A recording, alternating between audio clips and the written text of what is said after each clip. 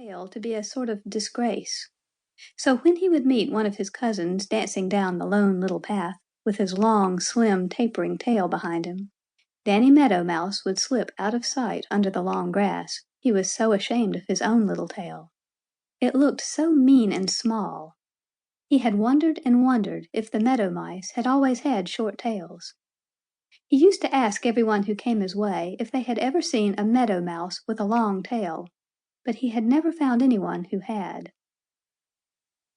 Perhaps, thought Danny Meadow Mouse as he hurried down the Lone Little Path, perhaps Grandfather Frog, who is very wise, will know why my tail is short.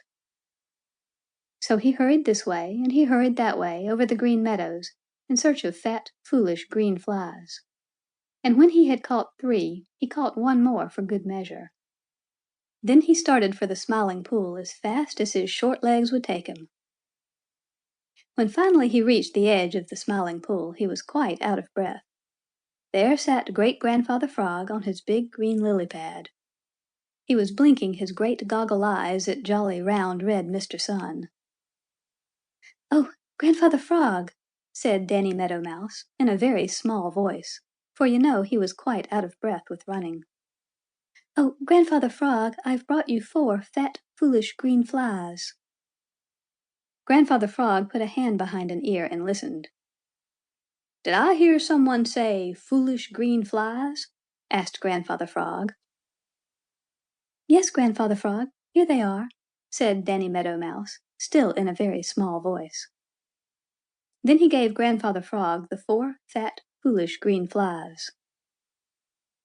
"What is it that you want me to do for you, Danny Meadow Mouse?" asked Grandfather Frog as he smacked his lips, for he knew that Danny Meadow Mouse must want something to bring him 4 fat, foolish green flies. "If you please," said Danny Meadow Mouse very politely. "If you please, Grandfather Frog, old Mr. Toad told me that you could tell me how Grandfather Meadow Mouse, 1,000 times removed, lost half of his tail. Will you, Grandfather Frog? Will you?" "Chug-a-rum," said Grandfather Frog. "My cousin, Mr. Toad, talks too much." But he settled himself comfortably on the big lily pad, and this is what he told Danny Meadow Mouse. "Once upon a time, when the world was young, Mr. Meadow Mouse, your grandfather 1,000 times removed, was a very fine gentleman. He took a great deal of pride in his appearance, did Mr. Meadow Mouse, and they used to say on the Green Meadows that he spent an hour, a full hour, every day combing his whiskers and brushing his coat. Anyway, he was very fine to look upon, was Mr. Meadow Mouse, and not the least attractive thing about him was his beautiful, long, slim tail, of which he was very proud. Now about this time there was a great deal of trouble on the Green Meadows and in the Green Forest, for someone was stealing. Yes, stealing. Mr. Rabbit complained first. To be sure, Mr. Rabbit was lazy, and his cabbage patch had grown little more than weeds while he had been minding other folks' affairs rather than his own. But then that was no reason why he should lose half of the little which he did raise. And that is just what he said had happened. No one really believed what Mr. Rabbit said, for he had such a bad name for telling things which were not so, that when he did tell the truth no one could be quite sure of it.